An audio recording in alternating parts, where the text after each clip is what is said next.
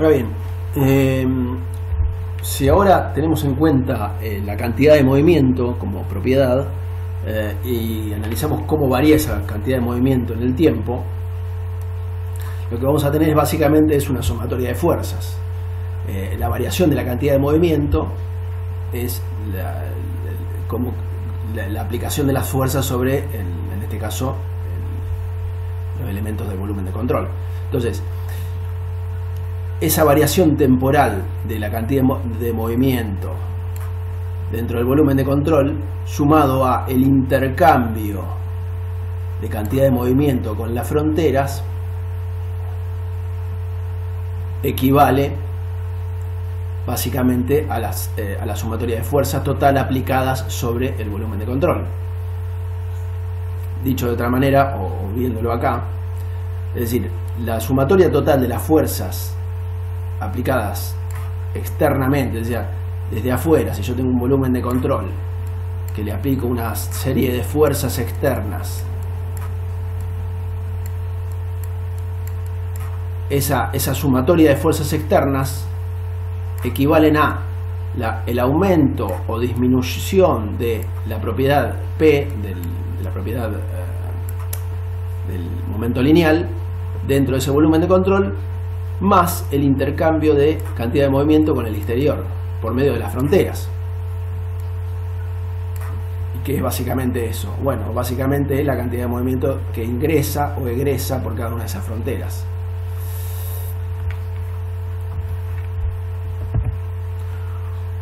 Un ejemplo podría ser el que vemos acá, el de un álabe. Esto tranquilamente puede ser parte de una turbina. Veremos más adelante.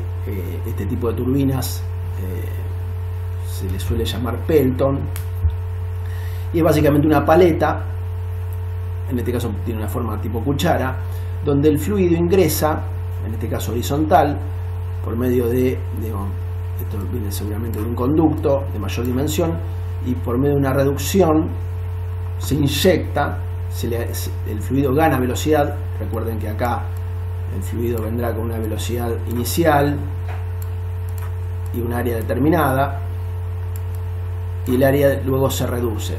Acá tranquilamente podrían hacer un volumen de control y analizar cómo varía esa velocidad respecto a la entrada respecto a la salida. Bueno, lo importante es que el fluido ingresa o egresa, mejor dicho, de ese jet, de ese inyector, y yo acá en este caso planteo mi volumen de control alrededor de mi álabe. Entonces, ¿qué veo?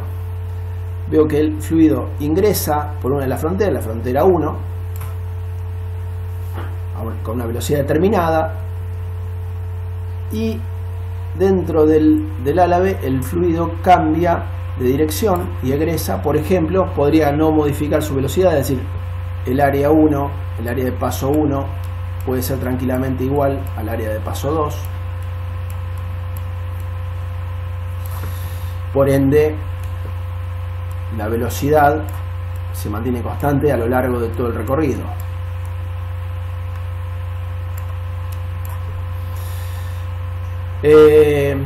Pero sí cambia de dirección, es decir, yo tendré una velocidad de entrada en 1, que tendrá una componente de V1 en X, así, V1 en X, y una componente V1, Vx, Vi1. Y a la salida, por la frontera 2, tendré otra velocidad 2, que en módulo es igual a V1. Ahora, vectorialmente no. Vectorialmente yo voy a tener una velocidad en X2 distinta de Vx1, y lo mismo me va a ocurrir con Vi2, que será distinta de Vi1. que acá es visible. BI1 va a ser igual a 0. Tengo solo componente en X. Y acá, y esta BI2 va a ser distinta de 0. ¿Esto qué va a producir? Bueno, el hecho de ganar una dirección, o digamos, perder velocidad en una dirección y ganarla en otra, me va a generar una acción sobre el sistema, sobre el contorno, sobre mi volumen de control, que el sistema externo responderá con una fuerza. Si no, el sistema, digamos, si no, el álave se tendería a acelerar. Si no hay nada que lo retenga, el álave se acelera.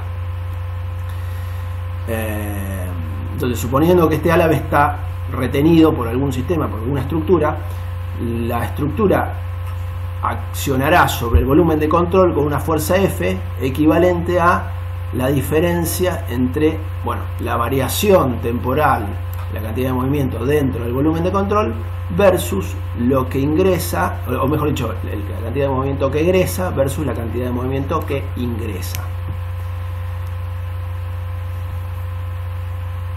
En un caso general, si hay variación del flujo, es decir, si la velocidad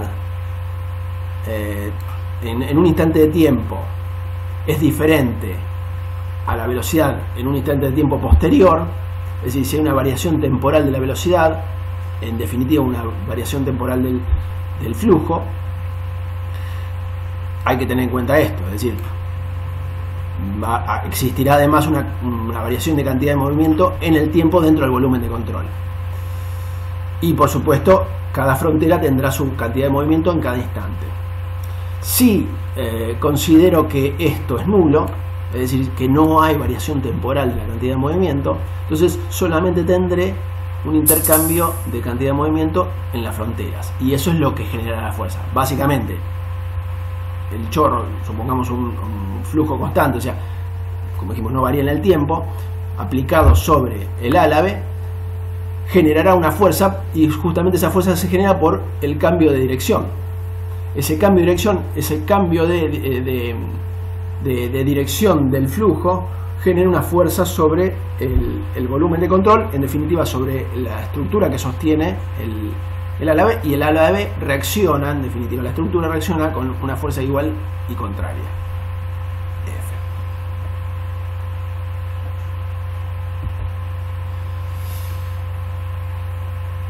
Otro caso puede ser el de este álave. En este caso no es un álave, es un carro con una placa plana a la cual se inyecta un fluido, también un jet, un inyector, que incide sobre la placa, en este caso con una dirección normal a la placa, por ejemplo. Entonces el carrito que está acoplado a la placa se va a desplazar, o sea, el fluido inyectará sobre el carrito, se inyectará sobre el carrito y el carrito a su vez se estará desplazando con una velocidad c de carrito. Esto lo pueden ver en el libro White, en esta página. Creo que está en la página en inglés, después revísenlo en castellano en qué página está, pero está básicamente este ejemplo. Entonces les decía, en este caso, ¿dónde nos conviene ubicar el volumen de control? El volumen de control nos va a convenir ubicarlo sobre el lugar donde se inyecta el fluido. En este caso acá dibuja un exceso de ese volumen de control, toma el exterior, pero tranquilamente mi volumen de control podría ser sobre el borde de la pared,